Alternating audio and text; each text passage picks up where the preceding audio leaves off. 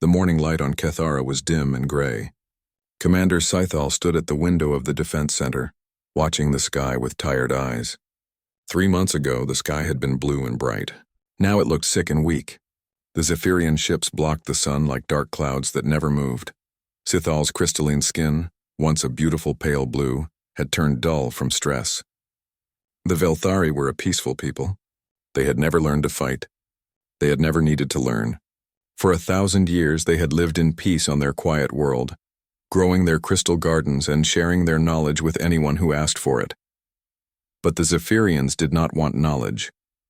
They wanted the planet. They wanted the rare crystals that grew deep in Kethara's mountains, crystals that could power their war machines for 100 years. "Commander," a voice called behind him. Sithal turned to see Lieutenant Kethmar approaching. The young officer's crystal formations were cracked from worry.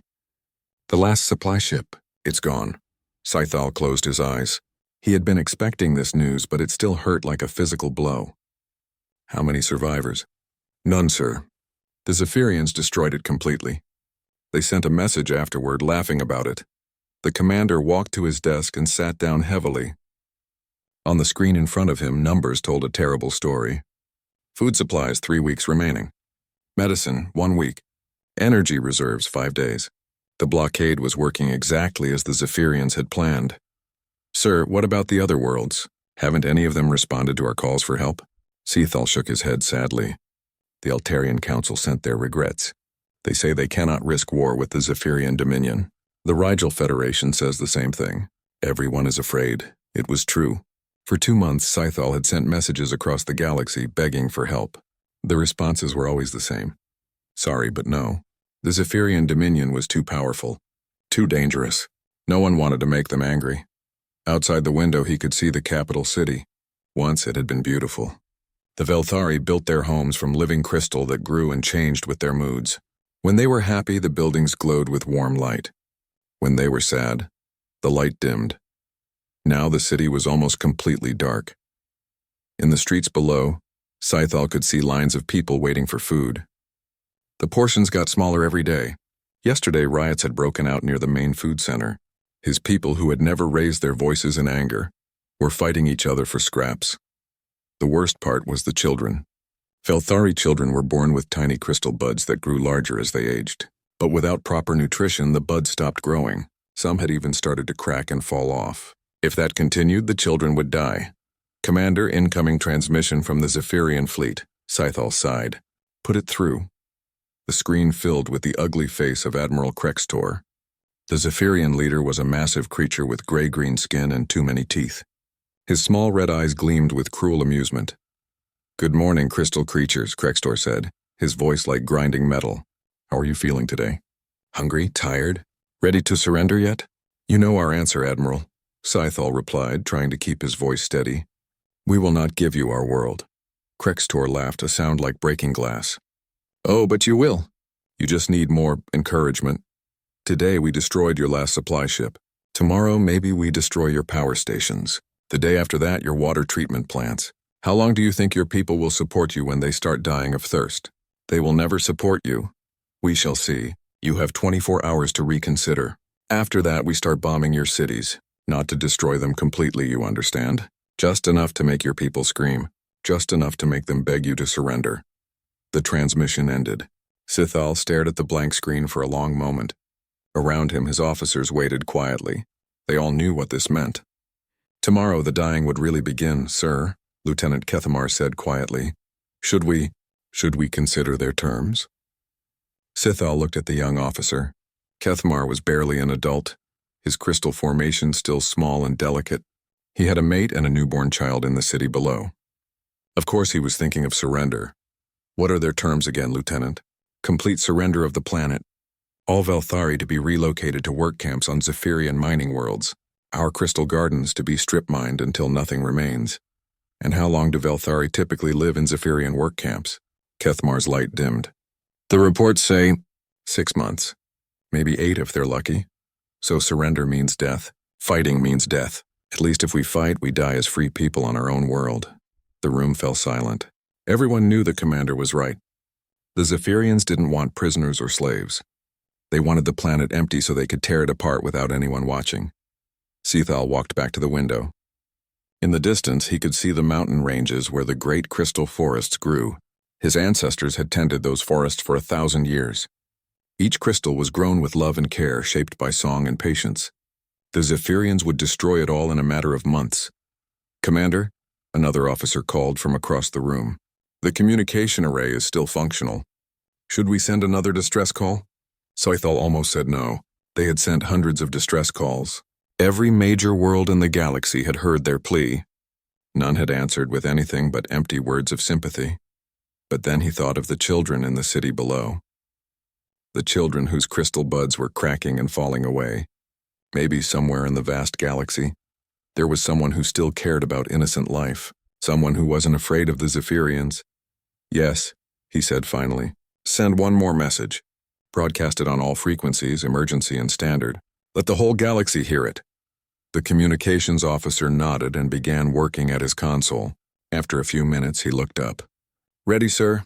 Scythal walked to the transmitter. He thought carefully about what to say. This might be the last message Cathara ever sent to the galaxy. It should be honest. It should be true. "This is Commander Sethal of the Velthari Defense Force on Cathara," he began. "We are dying. The Zephyrian Dominion has blockaded our world for 3 months. Our people are starving. Our children are sick. Tomorrow they will begin bombing our cities." He paused, looking out at his darkened world. "We have asked for help from every major power in the galaxy. All have refused. We understand. The Zephyrians are strong and we are weak. No one wants to risk war for a small world like ours." His voice grew quieter, sadder. "But if there is anyone out there who still believes that innocent life has value, if there is anyone who thinks that bullies should not be allowed to destroy entire worlds just because they can, we are here. We are dying, and we need help." He took a deep breath. "This is Cathara. Anyone who can hear this, please." The transmission ended. The room was quiet except for the soft humming of the equipment. Outside, the Zephyrian ships continued their slow circle around the planet, like vultures waiting for something to die. Sithal knew no one would come, but at least he had tried. At least the galaxy would know that the Velthari had not given up without a fight. He did not know that his message was traveling through subspace toward the edge of known space, where something had been listening and waiting for exactly this kind of call. 3 days passed after Sithal's message went into space. 3 days of watching his people grow weaker and more desperate. The Zephyrians had begun their bombing, but not the cities yet. They started with the crystal farms outside the capital, destroying centuries of careful growth in minutes. Each explosion sent shockwaves through the crystalline structures that made up Velthari civilization. The living crystals that formed their buildings began to crack and dim. The planet itself seemed to be dying along with its people. Admiral Krextor was enjoying himself. He had moved his command ship closer to the planet so he could watch the destruction through his viewports. The Zephyrian admiral was known throughout the galaxy for his cruelty, but even by his standards, this siege was particularly vicious. "Sir," called his sensor operator, a nervous young Zephyrian named Vextel. "I'm detecting something strange on the long-range scanners." Krextor didn't look away from the planet below. Another crystal farm had just exploded in a shower of blue sparks. "Beautiful." "Define strange, Lieutenant." "There's something coming in from the Galactic Rim, sir. The signature is, well, it's like nothing I've ever seen." Now Krextor turned around. The Galactic Rim was the edge of known space, where stars grew thin and eventually disappeared into the great dark. No one lived out there. No one could live out there. The radiation levels alone would kill most species in hours. "Probably just a rogue asteroid," Krextor said with a wave of his massive hand. "Or debris from some ancient battle." "No, sir, it's definitely artificial. And it's big, really big. It's also moving faster than anything should be able to move in normal space."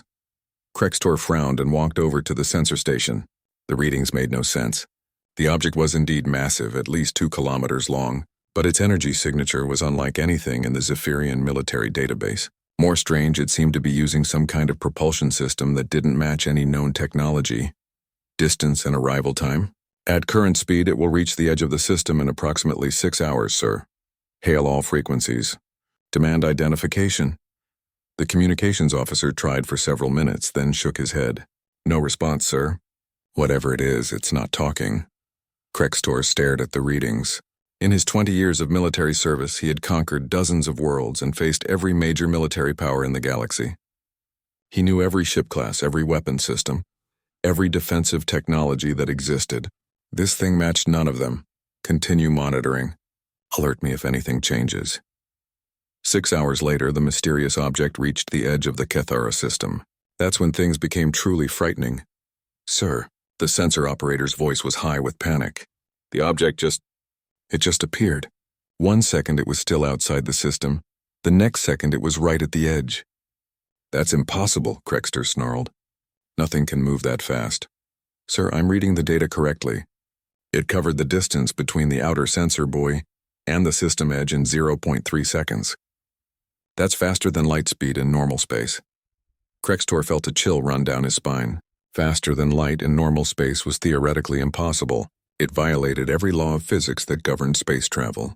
Yet here was something doing exactly that. Visual contact. The main screen changed to show the object. Krextor's breath caught in his throat. It was indeed a ship, but unlike any ship he had ever seen. Where most vessels were smooth and curved, this one was angular and aggressive. It looked like it had been designed not just for war, but for winning wars quickly and brutally. The hull was dark gray, almost black, with lines of blue light running along its surface. The front end came to a sharp point while the back spread out into what looked like massive engine arrays. Strange structures jutted from the sides like weapons that belonged in a nightmare. Energy readings, sir. They're off the scale, Admiral. Whatever powers that thing, it's producing more energy than our entire fleet combined. Before Krextor could respond, every communication device on the bridge came to life at once. The voice that emerged was calm, clear, and speaking perfect galactic standard. Zephyrian vessels, this is an official warning. You will cease your blockade of this system immediately and withdraw all forces. You have 30 minutes to comply. Krextor's massive jaw dropped open. The voice was confident, almost casual, as if the speaker was asking about the weather. There was no fear, no uncertainty, just a simple statement of fact. Communications, open a channel. Channel open, sir. Krextor stepped forward, drawing himself up to his full height. Unknown vessel, you are interfering with a legal military operation of the Zephyrian Dominion. Identify yourself immediately or be destroyed. The response came back almost instantly. Legal? Starving civilians and bombing non-military targets? Interesting definition of legal. I said identify yourself. There was a pause. Then the voice came back, and now there was something cold and dangerous in it. This is Captain Elena Vasquez of the United Earthship Retribution. We received a distress call from the system. We're here to help. The bridge fell silent. Krextor stared at the screen, his mind struggling to process what he had just heard. Earth? Did you say Earth? That's correct. Impossible. Humans went extinct 500 years ago. Everyone knows that. Reports of our extinction have been greatly exaggerated, Admiral. Now about that withdrawal. You have 27 minutes remaining. Krextor felt anger beginning to override his confusion. Even if this was somehow a human ship, humans had been primitive when they disappeared. Their technology had been barely above stone tools compared to modern galactic standards. One ship, no matter how big, could not threaten an entire Zephyrian battle fleet. Human, you are either insane or suicidal. I have 47 ships under my command, including 3 heavy battle cruisers. You have 1 ship? Do the math. We did. The math says this is going to hurt you a lot more than it hurts us. Then you've chosen death. All ships target the human vessel. Prepare to... The human captain's voice cut through his order. Admiral, before you do something you'll regret, you should know that we're not alone. Fleet Command, this is Retribution. Please announce your presence. Suddenly, the long-range sensors went crazy. Ship after ship began appearing at the edge of the system, each one materializing out of nothing just like the first one had. Within minutes, the sensors showed dozens of vessels, all similar in design to the Retribution but varying in size. Some were smaller, fast-looking ships that seemed designed for hunting. Others were massive, even larger than the Retribution, with weapon arrays that looked like they could crack planets. And still more kept appearing. How many? Krextor whispered. Sir, I count over 200 ships, and more are still arriving. Krextor sank into his command chair. In all his years of conquest, he had never seen a fleet this large. Even the combined forces of the Galactic Council didn't field this many ships in one place. But it wasn't just the numbers that terrified him. It was the technology. These ships moved through space like they owned it, appearing and disappearing at will. Their energy signatures were completely beyond anything he understood. Admiral. The human captain's voice came again, still calm, still confident. You now have 15 minutes to withdraw. After that, we stop asking nicely. Krextor looked around his bridge. His officers were staring at the sensor readings with expressions of pure terror. His weapons officer was shaking. His navigation officer had gone pale green. They all knew what he knew. They weren't looking at a rescue mission anymore. They were looking at the return of a species that the galaxy had tried to erase. A species that had just demonstrated they had not only survived, but had grown into something far more powerful than anyone had imagined. And they were angry. Sir? His communications officer asked quietly. What are your orders? Krextor stared at the human fleet on his screen. 200 ships and counting, technology that made his own forces look like children with toys. And somewhere in that fleet, humans who remembered what the galaxy had tried to do to them 500 years ago. For the first time in his military career, Admiral Krextor was afraid. Captain Elena Vasquez stood on the bridge of the UES Retribution, watching the Zephyrian fleet through the main viewer. Around her, the bridge crew worked quietly at their stations. They were all professionals, but she could feel the tension in the air. This was the moment they had been preparing for their entire lives. Captain, called her first officer, Commander James Chen. All fleet units report ready. We have 237 ships in formation. Good. Time remaining on our ultimatum? 12 minutes, Captain. Elena nodded and activated her personal log. This was a moment that would be remembered for centuries, and she wanted the record to be clear. Captain's log. Stardate 2547.3. This is Captain Elena Vasquez of the United Earthship Retribution. After 500 years of exile, humanity has returned to known space. We are here in response to a distress call from the planet Cathara, whose people are being systematically murdered by the Zephyrian Dominion. She paused, looking out at the stars. I think it's time the galaxy learned what really happened to us all those years ago. The story began 5 centuries earlier, when humanity first developed faster-than-light travel and discovered they were not alone in the universe. The early contact with alien civilizations had been exciting at first. Humans were eager to learn, to trade, to find their place among the stars. But that excitement quickly turned to fear on the alien side. Humans learned too fast. They adapted too quickly. Within 50 years of first contact, human technology was advancing at a rate that terrified the established galactic powers. The Altarian Council had been the first to express concern.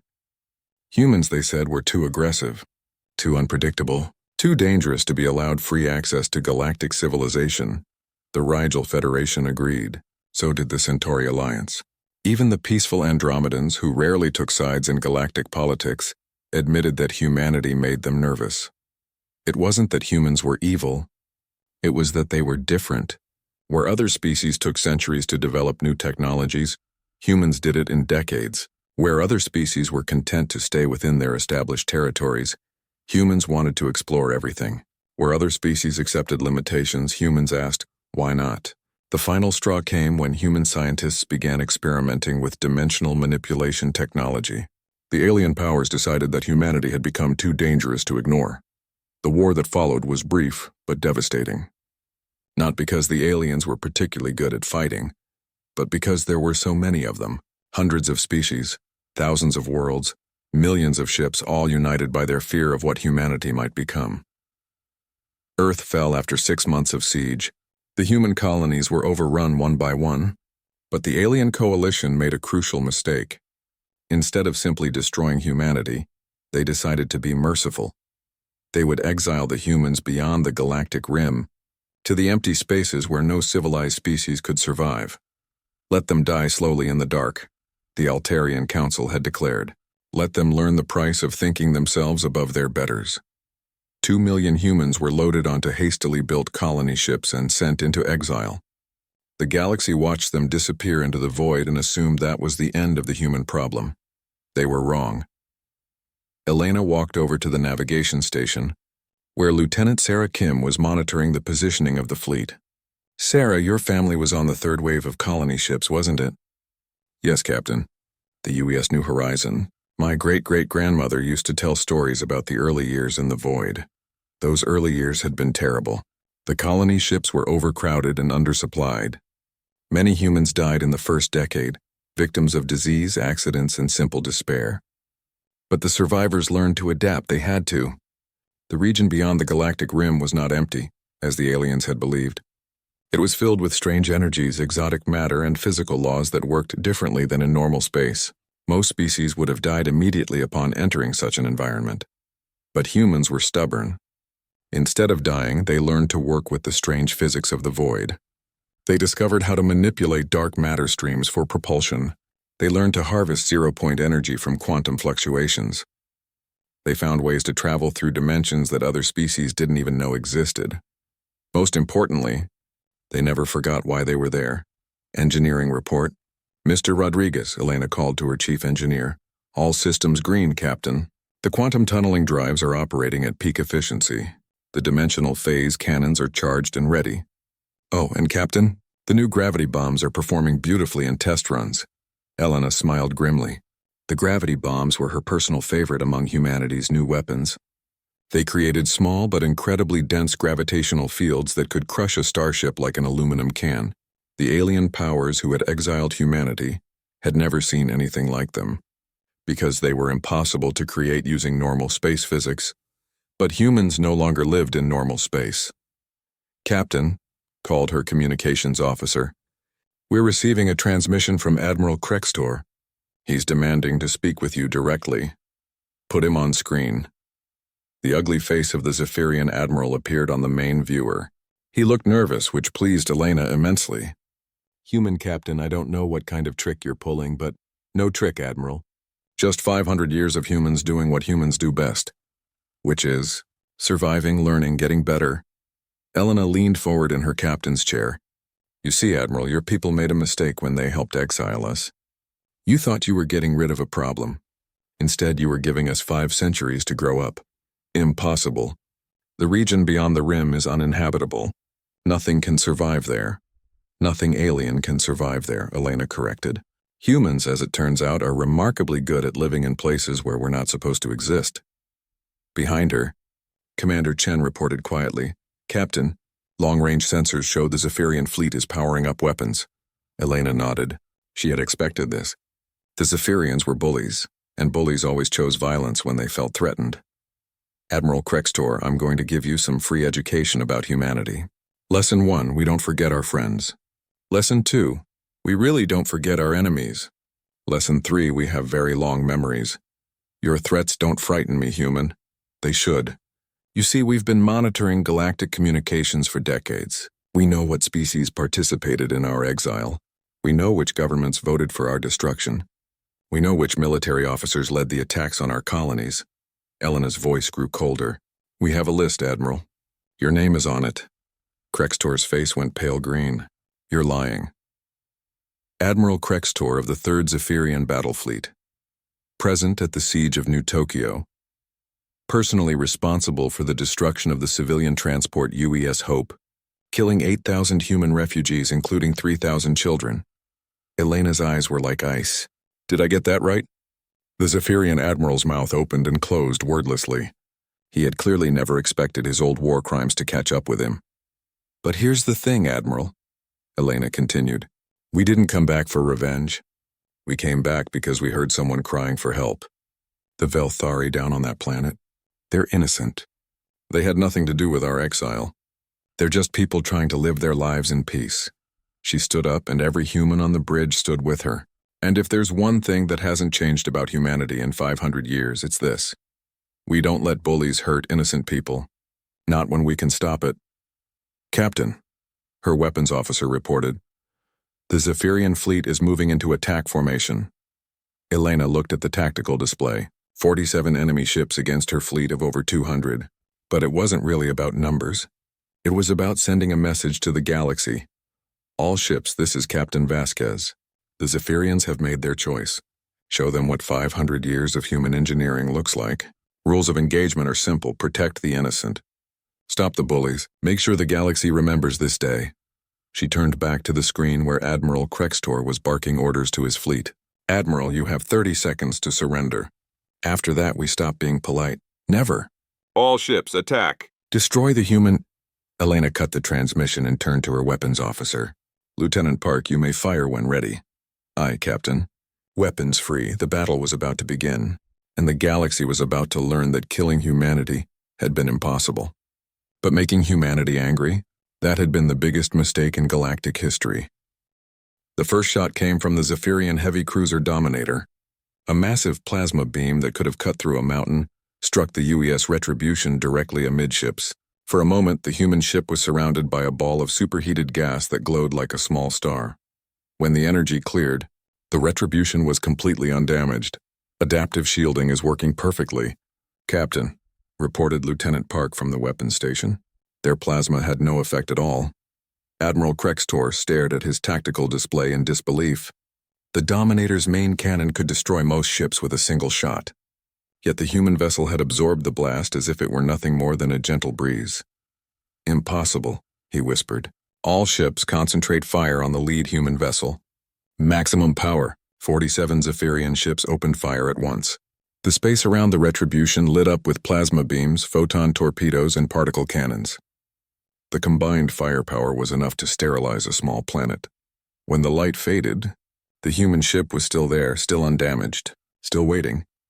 Captain Vasquez to Admiral Krextor.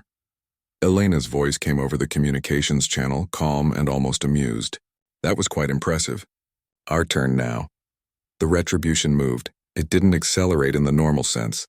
One moment it was floating in space. The next moment it was somehow folding space around itself, sliding through dimensions that shouldn't have existed. To the Zephyrian sensors, it looked like the ship was in 6 different places at once. What's it doing? Krextor screamed at his sensor operator. I don't know, sir. It's phasing in and out of normal space. Our targeting computers can't lock onto it. The Retribution reappeared directly above the Zephyrian formation. At this range, the human ship looked even more frightening. Its hull was covered with weapon systems that the Zephyrians didn't recognize. Strange pods and arrays that hummed with barely contained energy. Dimensional phase cannon fire. Elena ordered quietly.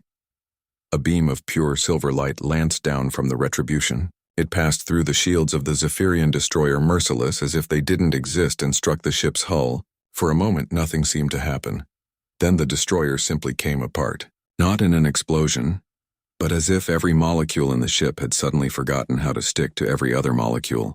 The entire vessel dissolved into component atoms that scattered like glitter in space. By the void, Krextor breathed. What kind of weapon was that? His answer came from Captain Vasquez. Phase-shifted exotic matter beam. It disrupts the strong nuclear force that holds matter together. We developed it about 50 years ago. Would you like to see what we invented last week? Before Krextor could respond, the rest of the human fleet moved into action, and what they did next made the destruction of the Merciless look gentle by comparison. The smaller human ships, the ones that looked like hunters, released clouds of tiny objects that moved like living things. These nanoswarm missiles spread out across the battlefield, each one no bigger than a grain of sand but packed with adaptive AI and molecular disassemblers. The swarms reached the Zephyrian ships and began to feed. They consumed hull plating, turned armor into dust, and dissolved weapon systems from the inside out. Within minutes, 3 Zephyrian cruisers were reduced to skeletal frameworks that could no longer maintain life support. Shields. Raise shields! Krextor screamed. They're not working, sir. The swarms are somehow passing through our shield frequencies. Because your shields are designed to stop energy and projectiles, Elena's voice explained pleasantly over the communications channel. Our nanoswarms exist partially in folded space. They're technically not in the same dimension as your shields. Meanwhile, the larger human ships were demonstrating weapons that were even more terrifying. One of them, a massive dreadnought called the UES Vengeance, released what looked like a black sphere about the size of a basketball. The sphere drifted toward a cluster of Zephyrian ships, moving slowly and seemingly harmless. When it reached the center of the formation, it activated. Gravity went insane. The sphere became a miniature black hole, but one that was somehow controlled and directed. Instead of pulling everything toward its center, it created a gravity gradient that stretched in specific directions. The Zephyrian ships caught in its field were pulled apart like taffy. Their hulls stretched and twisted until they snapped. 3 heavy cruisers died in as many seconds, crushed by forces that no normal ship could withstand. Controlled gravitational anomaly, Elena reported helpfully. We learned to make them by studying the physics near the galactic rim. Amazing what you can do when you're not limited by normal space-time restrictions. Krextor's fleet was falling apart around him. Ships that had taken decades to build were being destroyed faster than he could count them. His weapons were useless, his shields were worthless, and his enemies were using technology that made his own forces look like primitives with stone axes. "Sir," his communications officer called out, voice high with panic. "I'm detecting more human ships entering the system." "More? How many more?" "Dozens, sir. They're coming in from multiple vectors. Different classes, different sizes. Sir, I think this is just the advance force." Elena's voice came over the channel again. "Oh, you noticed our friends arriving?" "Yes, Admiral, this is just the beginning. We've been building ships for 500 years. Would you like to know how many we have now?" "How many?" Krextor whispered. "Enough. More than enough." The new arrivals were even more advanced than the first wave, ships that seemed to be made of living metal, that changed shape as they moved, vessels that existed partially in other dimensions, appearing solid one moment and ghostly the next, a few that seemed to be made entirely of energy, with no physical hull at all. One of the newcomers, a sleek vessel that looked like it was carved from a single piece of obsidian, moved toward the Zephyrian command ship. As it approached, Krextor could see that its hull was covered with symbols that hurt to look at directly. "Admiral," came a new voice over the communications channel. This one was different from Captain Vasquez. Older, colder, with an accent that suggested vast age and patience. "This is Admiral Sarah Chen of the UES Inevitable. I believe you knew my grandfather." Krextor felt his blood turn to ice. "Chen, Admiral Marcus Chen." "The same. He was at the defense of New Sydney when your grandfather led the assault. 12 million human civilians died in that attack. That was war." "Yes, it was. And this is justice." The Inevitable fired a single shot. Not a beam or a projectile, but something that looked like a ripple in space itself. The ripple washed over the Zephyrian command ship, and for a moment nothing seemed to happen. Then Krextor realized that his ship was aging. The hull plating was developing rust and corrosion at an accelerated rate. Electronic systems began failing as their components aged decades in seconds. Even the crew began to feel the effects, their movements becoming slower and more labored. "Temporal acceleration field," Admiral Chen explained. "Everything in the affected area experiences time at roughly 1,000 times normal rate. Your ship is now aging 1 year for every minute that passes. I estimate you have about 10 minutes before total system failure." Krextor looked around his bridge. His officers were already showing gray hair and wrinkles. The control panels were covered with corrosion. The life support systems were failing as their components aged beyond usefulness. "And stop," he screamed. "We surrender. We surrender." The aging effect ceased immediately. Krextor looked at his hands, which now appeared to be those of a much older Zephyrian. Around him, his bridge crew looked confused and elderly. "Captain Vasquez," Admiral Chen's voice came over the channel. "The enemy commander wishes to surrender." "I heard," Elena replied. "Admiral Krextor, you now have a choice. You can withdraw your remaining ships from this system and return to Zephyrian space. Your crews will be allowed to live, though they'll need some medical attention for the temporal effects. And if we refuse," Elena's voice became arctic, "then we finish what you started 500 years ago. But this time we'll be the ones doing the finishing." Krextor looked at his tactical display. Of his original 47 ships, only 18 remained operational. The human fleet had grown to over 300 vessels, with more arriving every few minutes. His weapons couldn't penetrate their defenses, his shields couldn't stop their attacks, and they had technology that violated everything he thought he knew about physics. It wasn't a battle anymore. It was a demonstration, a message being sent to the entire galaxy. We withdraw," he said finally. "Excellent choice. You have 1 hour to collect your survivors and leave the system. If we detect any Zephyrian ships in this region after that deadline, we'll assume you've changed your mind about surrendering." As the broken remains of the Zephyrian fleet began limping toward the system's edge, Elena turned to her communications officer. "Lieutenant Martinez, open a channel on all galactic frequencies. It's time the galaxy heard from humanity again." "Channel open, Captain." Elena looked into the camera that would broadcast her image across hundreds of worlds. Citizens of the galaxy, this is Captain Elena Vasquez of the United Earth Fleet. I want it known that humanity has returned to known space. She paused, letting that sink in. We know that many of you believed we were extinct. We know that some of you hoped we were extinct. But we survived. We adapted. We grew stronger. The silence after the battle was almost as shocking as the violence that had preceded it. On the surface of Kethara, Commander Scythal stood at his window and watched the last of the Zephyrian ships disappear into hyperspace. Where there had been 47 enemy vessels just hours before, now there were only 18 limping wrecks fleeing for their lives. Above his world, the human fleet maintained its protective formation. 300 ships of impossible design, their hulls gleaming with technologies that seemed more like magic than science, and they were here to help. Commander, Lieutenant Kethamar called from across the room. We're receiving a transmission from the human fleet. Sethal's crystal formations flickered with exhaustion and disbelief. Put it through. The screen filled with the image of a human woman in a dark blue uniform. She had short brown hair and kind eyes, but there was something about her that suggested she could be very dangerous when she needed to be. Commander Sith-Al of the Velthari Defense Force. This is Captain Elena Vasquez of the United Earthship Retribution. We received your distress call. Sorry it took us a few days to get here. Scythal stared at the screen. A few days? They had traveled from beyond the galactic rim in a few days. Captain Vasquez, how did you... Elena smiled and her entire face transformed. The dangerous edge disappeared, replaced by genuine warmth. How did we get here so fast? Let's just say we've learned some new tricks in the last 500 years. The important thing is that you and your people are safe now. Safe. Scythal repeated the word like he was tasting something he'd forgotten existed. Yes, Thank you. Thank you for coming. Don't thank us yet, Commander. Your people need medical attention and supplies. We're going to take care of that right now. As if summoned by her words, dozens of smaller ships detached from the human fleet and began descending toward Kethara's surface. They were sleek, graceful vessels that moved through the atmosphere like they were swimming through water rather than flying. Captain, how did you know we needed medical supplies? We scanned your planet when we arrived. Your people are suffering from malnutrition and stress-related illness. Your children in particular are in bad shape. Don't worry, we brought everything you need. The first human ship landed in the plaza outside the defense center with barely a whisper of sound.